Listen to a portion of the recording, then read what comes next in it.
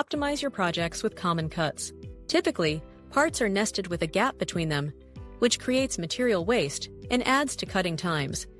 Common cuts are designed to solve this problem by eliminating those gaps, allowing two parts to share a single, efficient cut line.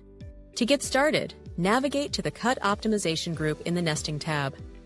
Here, you will find both the manual and auto common cut tools. Using the manual common cut tool gives you precise control. First, choose your cutting strategy. Then select one edge and click the adjacent parallel edge of the second part to join them.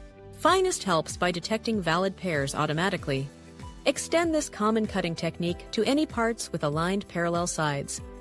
This strategy delivers the best results with straight edge shapes like rectangles. However, this technique is not advised for components with complex geometries, tight dimensional requirements, or where a high-quality edge finish is essential. As a shared cut line may not be as precise as a dedicated cut. For even greater efficiency, use Auto Common Cut. Just select your part, choose a cutting strategy, set the quantity, and let the software optimize the layout by maximizing shared edges.